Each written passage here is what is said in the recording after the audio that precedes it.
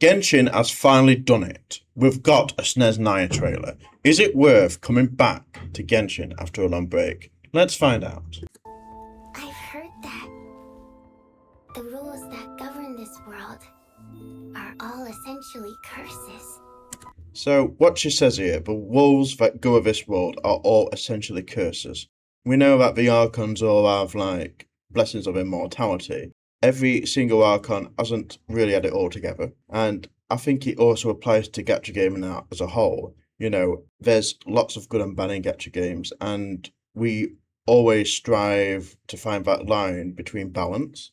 So I think that line's actually kind of cool. I actually do think that's a really good way to open up the trailer.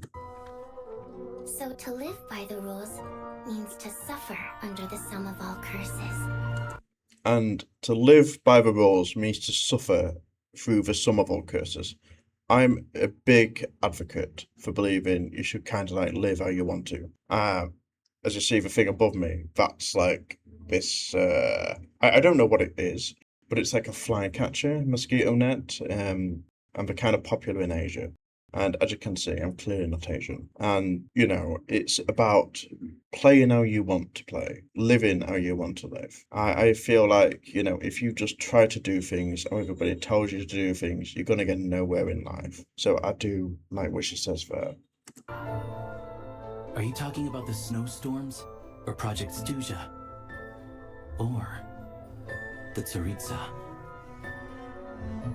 Now, this part, where it says for Teresa, I instantly knew this trailer was going to be a banger.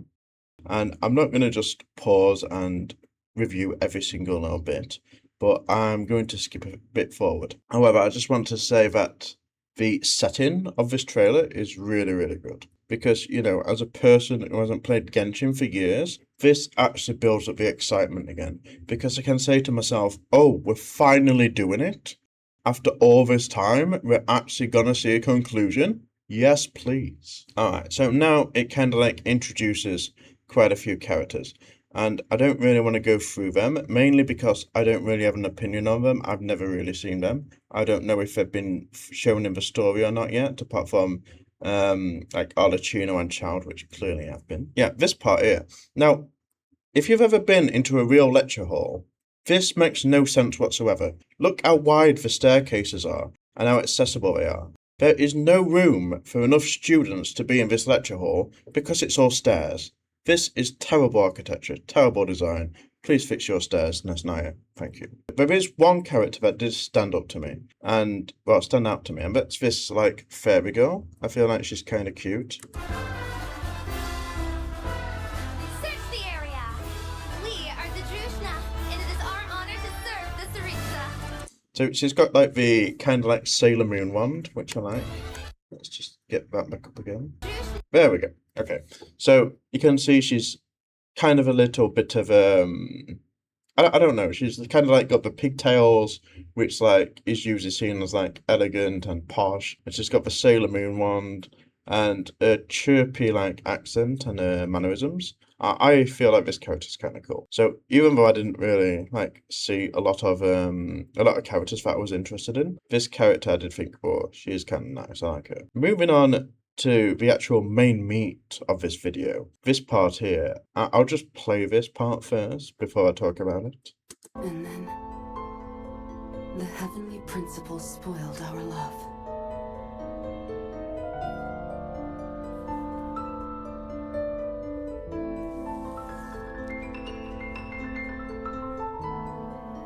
Okay, so she says the heavenly principles spoiled our love. Now, I am not, you know, up to date with the Genshin story. However, we do know that, you know, at the start we saw there was Archons, there was something above them, and Aoife and Lamine, they were separated by that godly character, and we have no idea, as far as I know, anything about this godly character yet. And it's kind of a running thing with Genshin, I guess. The story kind of feels like it has never got anywhere because we really don't know anything about them. And how many years has it been? How many places do we have to go to until we get an idea of what's going on with these gods? And I think Snezhnaya is not actually going to be the final region. I feel like they're going to pull another like Nordcry and, add more stuff into this. And seeing this character, like talk about the heavenly principles, it's really selling me on that idea that Snezhnaya is probably not going to be the final chapter.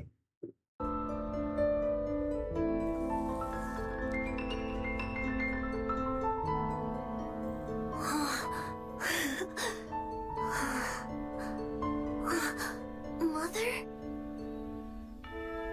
I almost doubt whether it was ever true at all.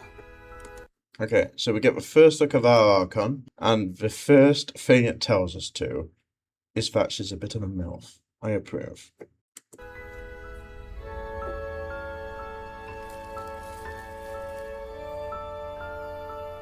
And then the second thing, she just kills her son.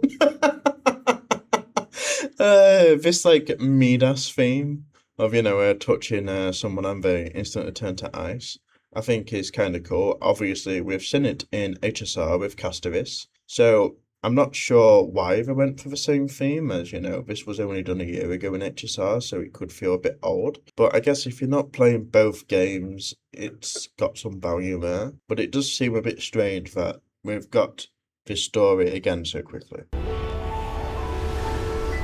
One should not throw fragile driftwood to a drowning person, nor give the illusion of warmth to those freezing to death. So, she's basically saying you shouldn't, pretend to help people. You shouldn't give people, like, hope when you can only give them something small. She's thinking, well, you should completely fix issues instead of just adding a band-aid, it kind of sounds like to me. I feel like the chessboard that's coming up is a bit more interesting because it's, like, showing us the gnosis. But let's just play the confrontation. Death is not the enemy of love. The real enemy is the blessings given by deluded gods.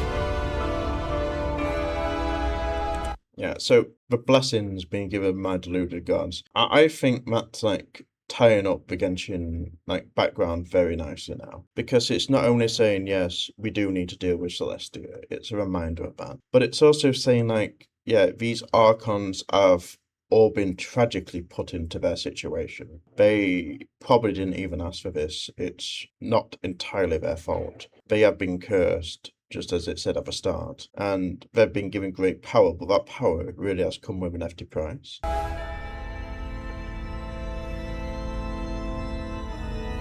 So, I know that Raiden and Venti lost their gnosis, so yeah, this part makes sense. So Zhongli's still being alive is kind of amusing because we've seen him since Li Wei, and I kind of assumed he would have fell by now. So Fontaine and I assume Sumeru, yes, that's Sumeru.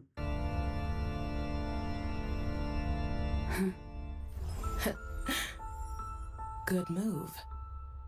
So what is interesting here is I don't actually see Natlan's piece, because I'm assuming that's Geo. That definitely looks like Zhongli. So I'm not quite sure what happened with Natlan, or even if she had a gnosis. And like I say, I haven't played that content. So let me know in the comments what actually happened. Well, don't actually. I'm probably better off playing the story. But it is kind of interesting to see that, there is a piece missing here. Still, I do hope you truly understand the nature of the game you're playing.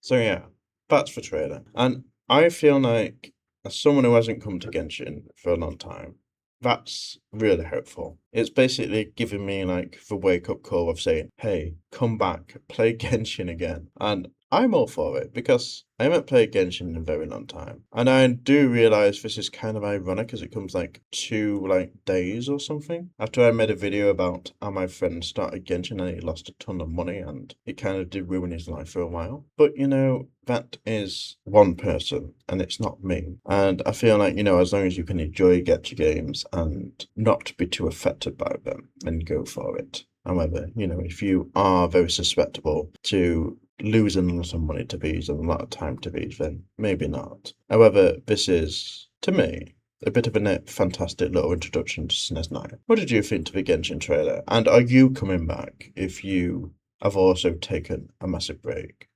Cheers.